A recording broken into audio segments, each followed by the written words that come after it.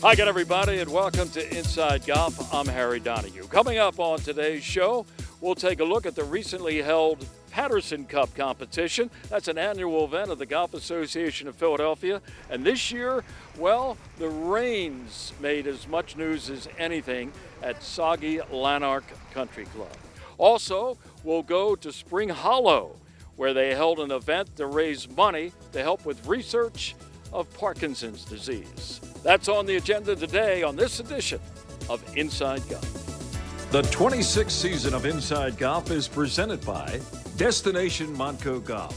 Your next golf getaway is in Valley Forge in Montgomery County, Pennsylvania. Visit valleyforge.org. By the First Tee Greater Philadelphia. The First Tee not only helps young men and women become better golfers, but most important, better people. Get involved. Visit firstteephiladelphia.org. By the Philadelphia Association of Golf Course Superintendents, a community of professionals enhancing the game of golf since 1925. Make sure you thank your golf course superintendent today. By the Golf Association of Philadelphia, GAP, celebrating amateur golf since 1897. By Jersey Man and Philly Man Magazine, a digital publication and private business network. Read the current issue free at jerseymanmagazine.com. And by Inside Golf's partner since 1998, the Philadelphia PGA section, the experts in the game and business of golf. Golf is the great equalizer. For many, this journey is an escape from reality, a chance to be part of a team, a career opportunity. PGA Reach impacts lives through golf by lifting people up, giving them hope, and sending them down an alternate path that they never saw coming. With PGA Reach Philadelphia, as in life and in golf, the most important shot you take is the next one. The J. Wood Platt Caddy Scholarship Trust is the official charitable arm of GAP. The Trust's mission is to financially aid and empower qualified caddies and those working in golf operations in the pursuit of higher education. Over $25 million has been awarded to more than 3,700 caddies. J. Wood Platt's Empower program strengthens scholarship investment dollars by providing our scholars with exceptional benefits. Visit our website, plattscholar.org, to learn more. Welcome back to Inside Golf. Well, this year's Patterson Cup of the Golf Association of Philadelphia didn't exactly have ideal weather conditions. There was heavy rain at Lanark Country Club. And here to recap it for us is GAP's Marty Emino. Thanks, Harry. Huntsville's Logan Pachetsky survived a playoff and Mother Nature to hoist the Joseph H. Patterson Cup. The Patterson Cup, GAP Stroke Play Championship that dates back to 1900, finished regulation in monsoon-like conditions at Lanark Country Club in early August. Halfway through the second and final round, Marion's Nelson Hargrove stood above the rest. However, as the rains fell, his challengers rose. Pachetsky, Saucon Valley's Matt Matari, Chesapeake Bay's Austin Barbin, and multiple-time Patterson Cup champion Jeff Osberg of Pine Valley all had tied Hargrove with 15 holes complete. The quintet stood at 4 under par. Then the madness ensued. Hargrove doubled 17 to fall out of contention. Moments later, Osberg bogeyed 18 to drop a shot back. In the final group, Matari parred 16 amongst the raindrops, as Pachetsky and Barbin made inexplicable bogeys. Pachetsky with this 3-putt, and Barbin courtesy of a poor chip. Matari led by a stroke with 2 holes to go. On 17, a short uphill par 3 playing 155 yards, Matari and Pachetsky each made birdie, but in 2 very distinct ways. Matari curled in this lengthy 25-footer. Pachetsky tapped in a 3-footer after watching a 9-iron fall from the sky right next to the cup. Heading to 18, Matari was 1 clear of Pachetsky and 2 shots ahead of Barbin. The 18th turned into a wild slip and slide. Pacheski's drive was short and left. His wedge came off a groove too low and bounded over the green. Barbin's drive stopped left of the green, but almost hole high.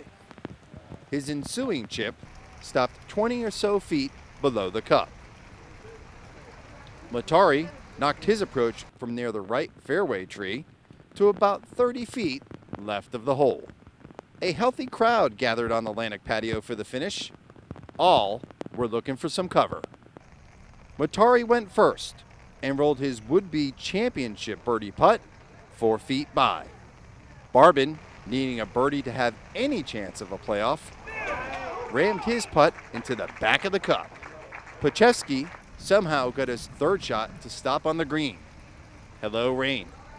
And not to be upstaged by Barbin, saved par with a fist pump to finish at 4 under. It was now up to Matari, a 2-time major gap champion.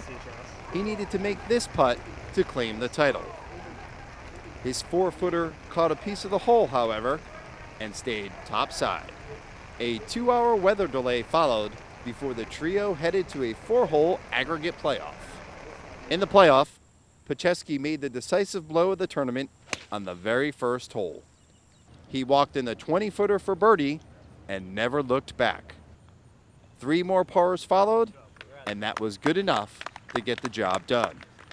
Matari did have a chance to tie, but missed a 25-foot birdie on the lengthy par 3 fourth to end his hopes. Pressure was high, definitely. I told myself on the ninth tee I was gonna make as many birdies as I can.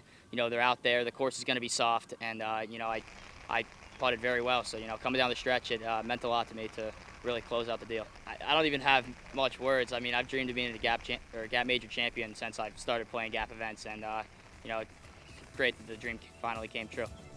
Logan is a sophomore at Rutgers University. Looks like the Scarlet Knights have a pretty good one. Reporting for Gap, I'm Marty Emino. Thanks, Marty, and let's hope everybody got dried out from the heavy rains during the Patterson Cup at Lanark. Stay with us. Coming up next on Inside Golf, a look at a recent event that raised money for research in the area of Parkinson's disease. It was played at Spring Hollow. That's next on Inside Golf. For over 2 decades, First Tee has created experiences that build character. We believe every kid deserves to feel supported, safe to try something new, and to be prepared for what comes next. We develop their swing, but more importantly, their inner strength. Because we know what's inside doesn't just count, it changes the game. Come join us at First Tee.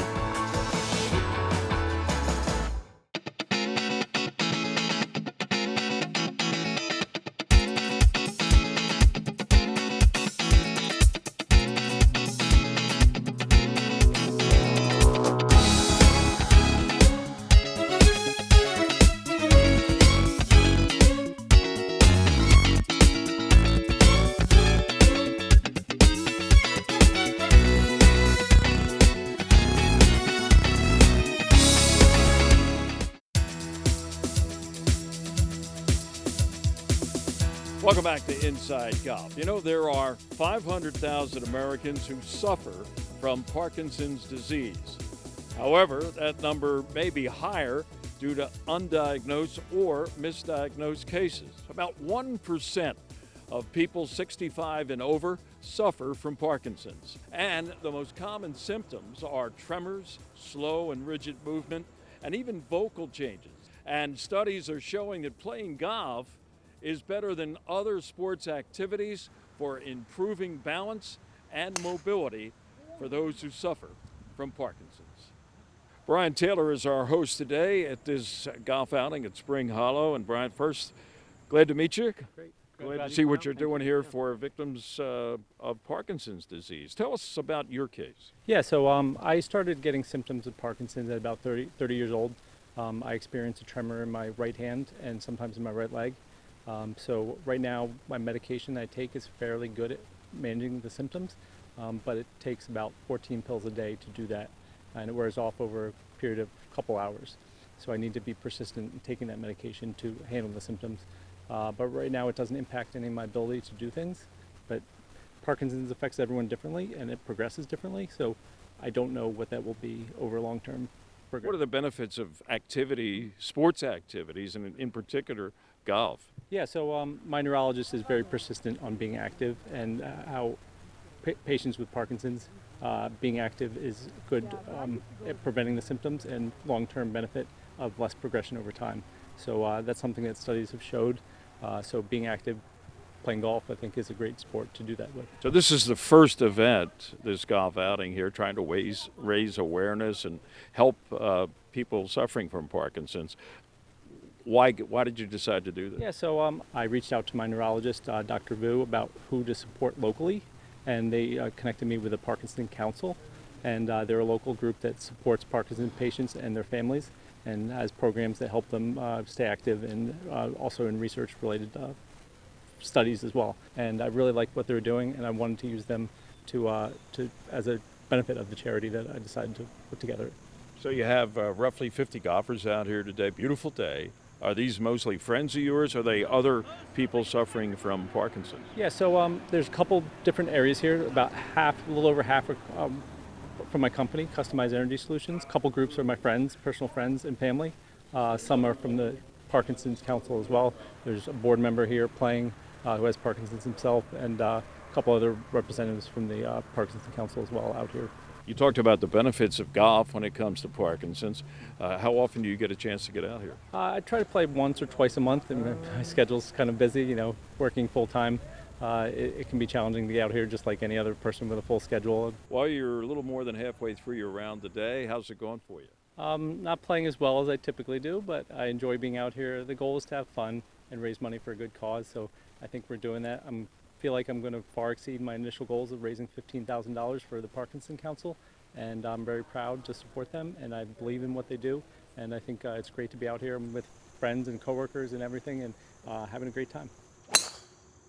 Brian Taylor's physician is Anton Vu, and you're at Jefferson, and you deal by I guess, profession, specialty, neurologists, Yes. But that covers a whole other field or fields. And tell us about your involvement specifically with Parkinson patients. So as a neurologist, I have a subspecialty. So I did an additional 2 years of training in a specialty known as movement disorders. And one of the things that movement disorder specialists treat are Parkinson's disease. And so people living with Parkinson's disease are the bread and butter of our practice. It's the majority of the patients that we see and that we help to manage on a regular basis. Activity is important for a patient. It's not going to make them recover from Parkinson, but it's a very vital, I would assume, activity, whether indoors or out. Where on the scale of outdoor activities does the game of golf come in? So the game of golf really hits a lot of the points of exercise that I recommend for my patients. So it gets them moving for long periods of time. It is vigorous. It is challenging. It also has a couple of additional benefits to other than general exercise. It gets them outside, and so certainly there's a benefit of sunshine on both mental health as well as resetting circadian clock to help their sleep be of better quality, and sleep is affected in many people who have Parkinson's.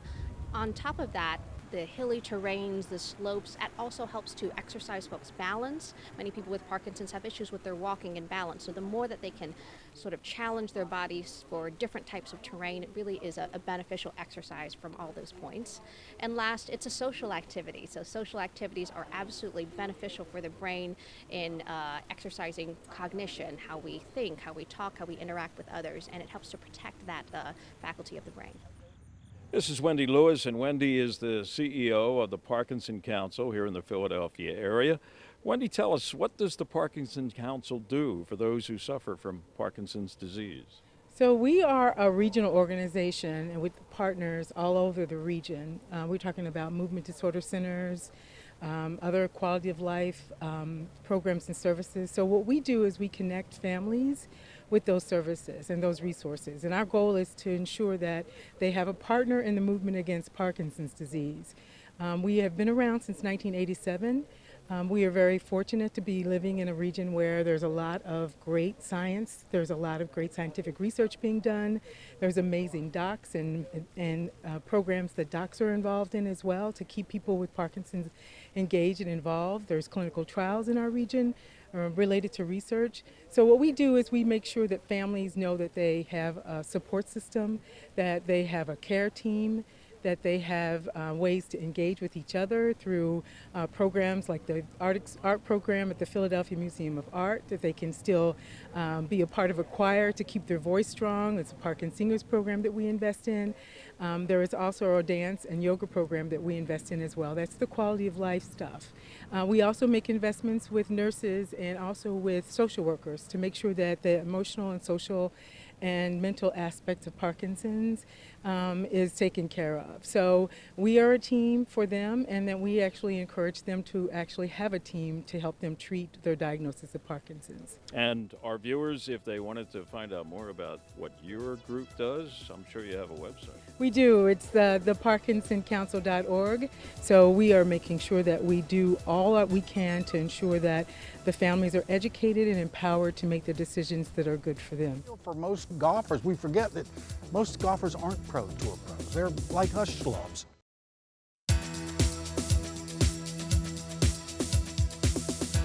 Welcome back. Inside Golf now continues with our teed-off panel here on the back deck at Lulu Country Club in Upper Dublin. Joining us once again from myphillygolf.com, Mr. Joe Logan. Yeah. From Lulu, their golf ambassador when it comes to doing things like this, Mr. Jim Sullivan. And GAP's president, Golf Association of Philadelphia, now in his third year, Oscar Mestri. Oscar, we're talking today about amateur golf and all the good amateurs. When I say good, I mean young guys, college age, and we had other discussions about how the college game has exploded with great players. The tendency is for those players to turn professional ASAP. Right. Not like guys, and I'll run down a short list, of just around the Philly area. Bill Hyman, great amateur golfer, won a lot of tournaments worldwide. Jay Siegel, though asterisk next to Jay, because at the age of 50 he did go to the senior tour, but it took him that long to get there. Right. But he could have gone right out of Wake Forest. And the list is long. Michael McDermott, another guy, three-time winner of the Philly Amateur. He stayed as an amateur. Right. We're not seeing that. The trend has really ended, hasn't it? Pretty much so. I mean, the financial component of what it is today to turn pro, totally different than even like 15 years ago, right? Absolutely. So the money is just it's huge, and people are going to take a shot at it. And actually, now the college kids are actually taking NIL money in advance of turning pro. So you know where amateurism goes from this point forward is a very gray area, but for the most part, they turn pro early. Jimmy, you can talk about this topic from the perspective from both sides of the fence, right? I mean, you were an amateur golfer, played collegiate golf at Temple, tried professional golf, yep, and then went back, yep, to be an amateur. When you came out and your decision to turn pro after playing at Temple, what was the motivating factor? Making a living, right? Yes, but the reason for it, so I knew it was a long shot to succeed. And to me, succeeding would have been making a good living on the PGA Tour. And I've had this conversation with people where it's like your motivation has to be the best player in the world. And maybe not. But the reality is, you know, you're at 22, 23 years old. Like, what's your career going to be? And I felt like from about 17 or 18 until 23 or 24, I improved dramatically each year. I didn't finish high school with anybody thinking I should be on their college golf team. And I finished at Temple, maybe the 6-year program, but finished at Temple as the best player in Philadelphia. And I had improved dramatically and did for the next couple years. And I felt like with that trajectory, there's a shot.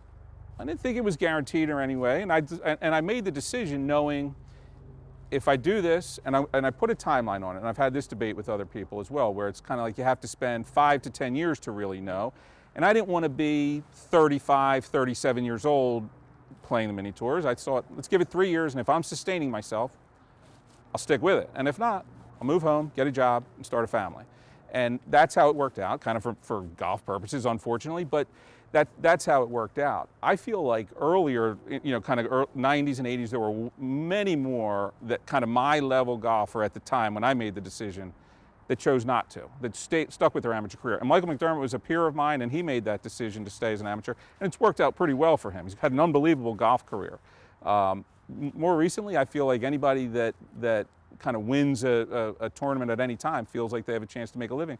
And these days, if you hit the right kind of stride in that phase, you can make a lot of money out there. So I wouldn't discourage many people from doing it, but I'd suggest they put a timeline on it. Yeah, all it takes is maybe one big win early on, and you're pretty much set for the next few years. Joe, you've been a golf journalist virtually your entire life, right? You've interviewed a lot of amateurs, professionals.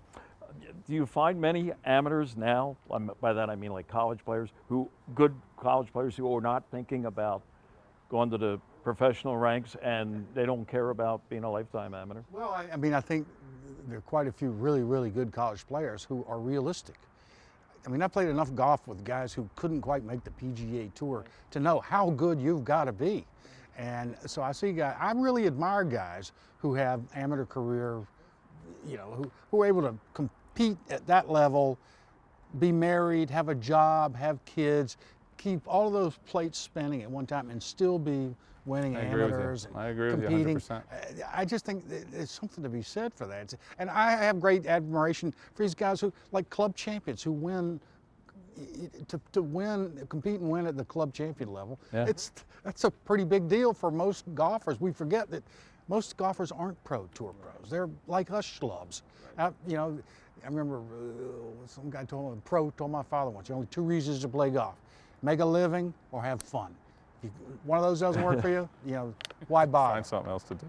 Right. How many, you played in some tour events? Monday qualified in 4 PGA Tour events, and then 4 of what was then Nationwide or Buy.com. Was the first one in Florida, and Honda you were paired Classic. with Gary Nicholas. Yeah. Gary Nicholas. Yeah. And Jack and Barbara were They came on the out rope on line? the second round. They came out and watched. It was pretty neat. Were you nervous? It was great. Did you notice them right away? So I walked across the first tee or the 10th tee, whatever it was, to kind of go into the tent to get your scorecard and all. And Jack turns around from getting his own pin sheet and whatever he was getting, and I just about fell on my butt. It was surprising, but the little bit I spoke to him was as nice and casual as can be, just out watching his son play golf. It was pretty impressive. He didn't care about your game at all, right? He didn't care about mine, but his wife spoke to my wife at the time, my wife, and gave her plenty of just sort of encouragement and thoughts of her lifetime of raising children with a professional golfer husband. It was a great experience for us. You played collegiate golf at Delaware. Yes. So in the last 45 seconds or whatever we have here, when did you realize that you were going to be an amateur for the rest of your life? I mean, you were a pretty good player. So I was lucky enough to play in 1980 and 1981 NCAA championships. And between 80 and 81, I had decided or thought my goal was to turn pro. And after playing in the 81 NCAA championship, I came back and I said, I played with Hal Sutton, Hallberg, Bobby Clampett, Bob Tway, and I decided, Freddie Couples, and I decided I'm getting a job.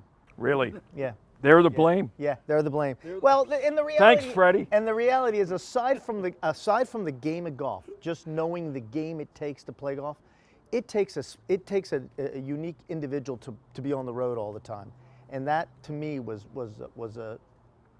aside from the lack of talent, being on the road all the time. And no regrets? Being on the no regrets since? No regrets at all. Okay. No regrets at all. Every time you see like Freddie Couples walking around out there, or Hal Sutton or somebody, you say, you guys spoiled my golf career. And now I love the fact that I competed against them, and I love the fact that who I'm competing against nowadays. There you go. Now you know the full story, folks. True confession from Oscar Mestre. Well, you turned out to be a pretty decent guy, Mr. Mestre, and we probably wouldn't even be here with us today if that had happened. We'll be back. More of Inside Golf coming up in just a moment. Designed by Donald Ross, Lulu Country Club is one of the premier private golf courses in Montgomery County. This classic 18-hole course boasts a new state-of-the-art clubhouse with many amenities for members to enjoy. Members are invited to play in events, tournaments, and enjoy guest privileges. For more information, contact membership@lulucc.com. Parking is free! Hey! 4 With so many affordable things to do in Montgomery County, PA, go ahead, freak out. The Golf Association of Philadelphia. Founded in 1897, GAP is the nation's oldest regional or state golf association.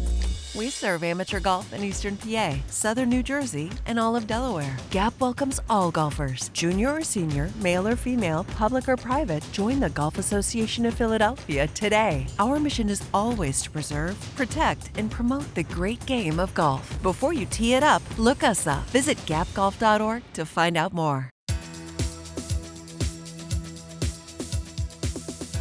That's it for this week's edition of Inside Golf. In future weeks, the schedule reads like this. We're going to be at Marion East. Talk to a couple members of the Valentine family. The grandfather of Tom and Rich Valentine was the first superintendent way back when.